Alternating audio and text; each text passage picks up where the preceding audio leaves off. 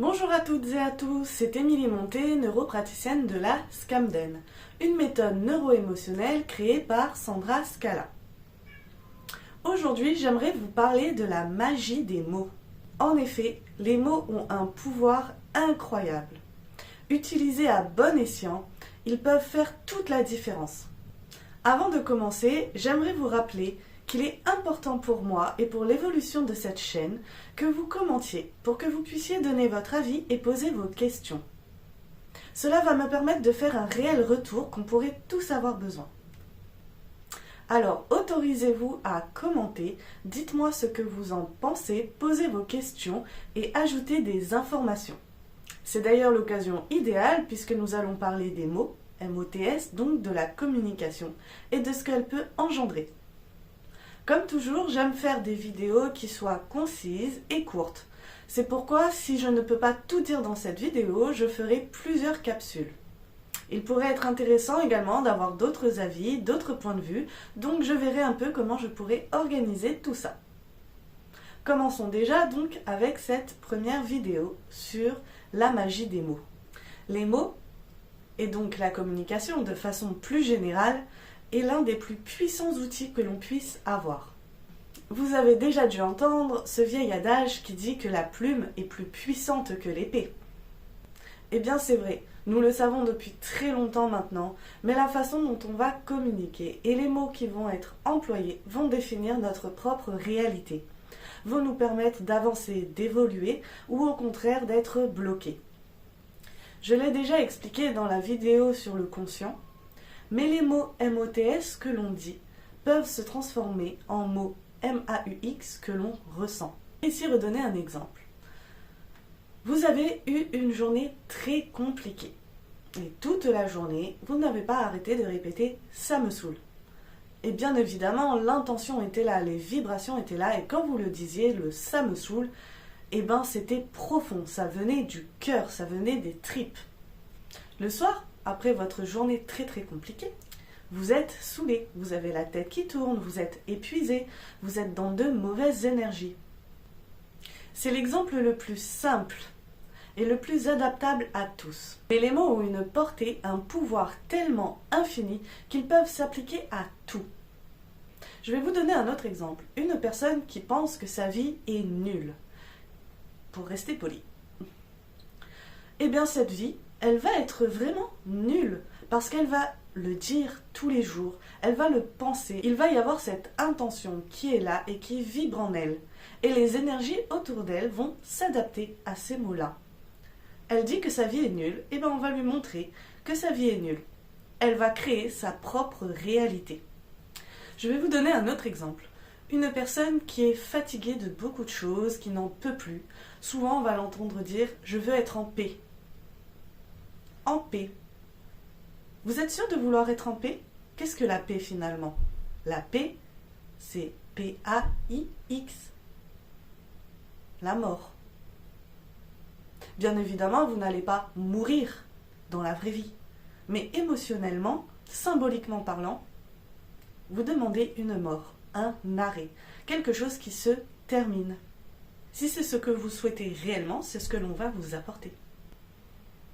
Les mots sont très importants également dans la communication avec les autres, pour exprimer ses sentiments, pour se faire comprendre, pour partager une idée, pour développer un projet.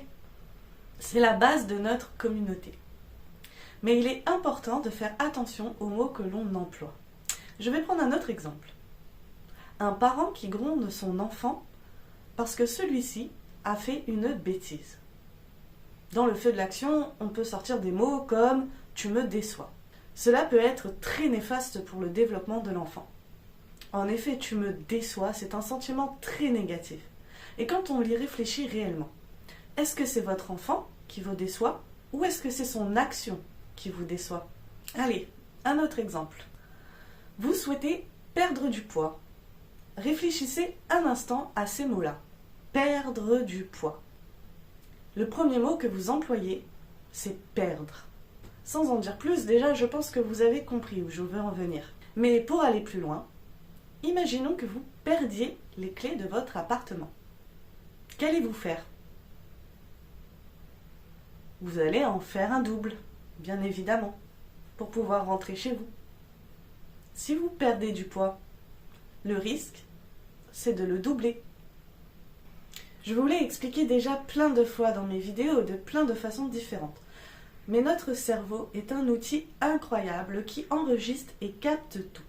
Aussi bien ce que l'on ressent, que ce que l'on dit, que notre environnement extérieur et bien plus encore. Cela signifie que chaque mot, chaque phrase utilisée, dite ou entendue, peut avoir un impact, peut avoir une influence sur notre perception, sur nos émotions, sur l'être que nous sommes, sur ce que nous sommes en train de programmer ou sur ce que nous inculquons à nos enfants, à nos amis, à notre famille. Il est important de revoir son langage. Et cela peut paraître en effet compliqué. C'est un exercice au quotidien à faire, mais c'est très très important. Lorsque l'on fait de l'hypnose, les mots sont les premières choses que l'on apprend. Bien savoir utiliser les mots. D'ailleurs, nous faisons tous de l'hypnose au quotidien, ou en tout cas de l'auto-hypnose. En effet, lorsque vous racontez une histoire à quelqu'un, un événement qui s'est produit, un souvenir qui vous est cher et pour lequel vous avez beaucoup d'émotions, vous allez y mettre plein de mots, vous allez y mettre de l'intention et des émotions pour que votre interlocuteur capte et comprenne tout ce que vous dites de manière consciente et inconsciente pour faire ressentir à votre interlocuteur ce que vous avez ressenti lors de cet événement. C'est ce qu'on appelle de l'hypnose. Je vais vous donner un exemple concret du pouvoir des mots, de la magie des mots. Et donc, un petit exercice à faire quand vous en aurez le temps, quand vous en aurez l'envie. Tout d'abord, réfléchissons. Si vous pouvez trouver sur YouTube ou autre des hypnoses ou des méditations, vous comprendrez que les mots sont importants. Peut-être que certains d'entre vous en ont fait plusieurs et ont pu comprendre de façon consciente ou inconsciente des différences entre celles-ci. Les mots peuvent nous influencer de façon très profonde, jusqu'à même notre physiologie, notre corps. Petit exercice que je vais vous donner à faire pour que vous puissiez réellement comprendre son impact, c'est simplement de vous mettre dans un fauteuil ou allongé sur votre canapé ou sur votre lit. Et vous allez vous concentrer sur votre bras. Et vous allez répéter plus léger, encore plus léger, de plus en plus léger, encore léger. Tout simplement. Et vous allez vous concentrer sur votre bras et vous allez l'imaginer se lever et être de plus en plus léger. Vous allez ainsi me dire ce que vous en avez pensé. Avec cet exercice, je veux vous montrer à quel point les mots peuvent nous influencer. Ici, rien de néfaste, mais imaginez au quotidien toutes vos pensées et émotions négatives et l'impact qu'ils peuvent avoir sur vous avec cette même technique-là. Nous communiquons tous au quotidien, que ce soit avec nous-mêmes ou avec les autres. Des millions de pensées jaillissent. Bien évidemment, c'est impossible de les contrôler toutes. Cependant, avec de l'entraînement, de l'exercice et même des formations adaptées, nous pouvons apprendre à mieux communiquer, d'abord avec nous et ensuite avec les autres, pour avoir un mieux vivre, un mieux-être, une meilleure communication. Les personnes qui ont un problème de communication avec les autres, c'est qu'en général, elles ont un problème de communication avec elles-mêmes déjà. Comment voulez-vous que les autres vous comprennent si vous avez déjà des difficultés à communiquer avec vous-même, à vous écouter et à vous comprendre? La communication, ça passe déjà par soi, par ses propres mots, par ses propres perceptions et par sa propre façon de pouvoir les exprimer. Encore une fois, je vais vous donner un exemple tout simple. Vous avez besoin d'une personne et donc vous allez aller la voir, soit en vrai, soit en l'appelant, soit en lui envoyant un message. Vous avez un besoin urgent. Et donc la première chose que vous faites, c'est d'embrayer sur ce besoin. Vous ne lui avez en aucun cas dit « Bonjour, comment ça va? S'il vous plaît, merci ». Ça peut se comprendre. Vous avez besoin de quelque chose, vous le voulez tout de suite parce que c'est très important pour vous. Mais en retour, qu'avez-vous? eh bien vous avez un non. Non pas parce que la personne ne peut pas, non pas parce que la personne est déjà occupée ou qu'elle en est incapable, mais simplement que la communication est mal passée. Peut-être s'est-elle sentie blessée, peut-être s'est-elle sentie acculée. La communication au quotidien est importante. Lorsque l'on dit bonjour ou comment ça va, cela peut sembler être de simples formules de politesse, mais pourtant c'est bien plus que cela.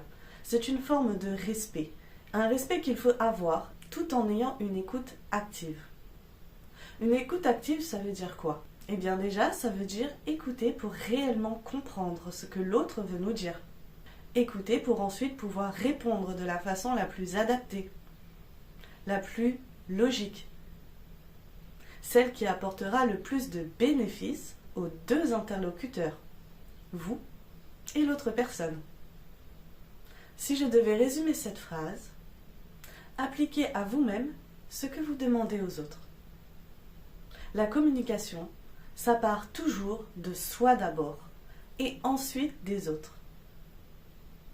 J'en ai parlé un peu dans ma vidéo sur les émotions, mais cela rejoint un peu l'intelligence émotionnelle. Se mettre à la place de l'autre, tout en gardant ses propres valeurs, ses propres croyances, ses propres émotions. Les mots, le langage sont une vibration.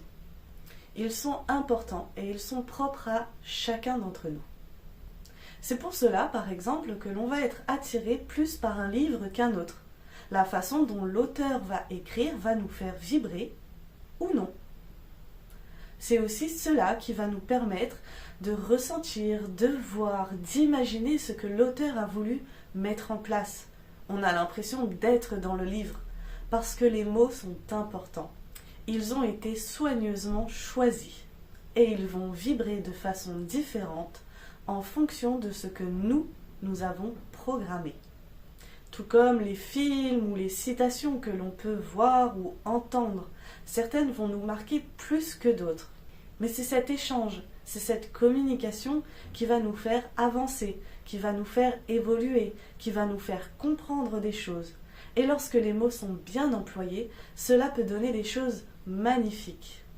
Un regain de confiance en soi, de l'amour, du partage de la bienveillance. Lancer un nouveau projet, une nouvelle idée.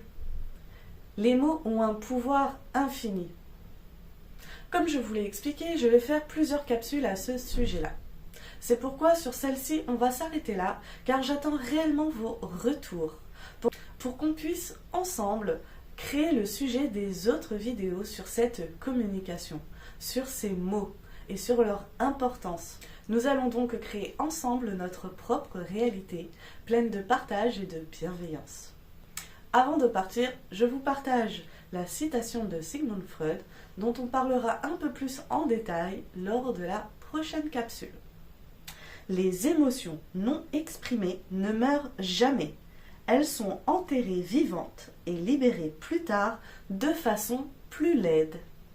Et oui, nous parlerons donc de la non-expression, du silence, ce qui est aussi une forme de langage. Je vous dis donc à la semaine prochaine et à bientôt.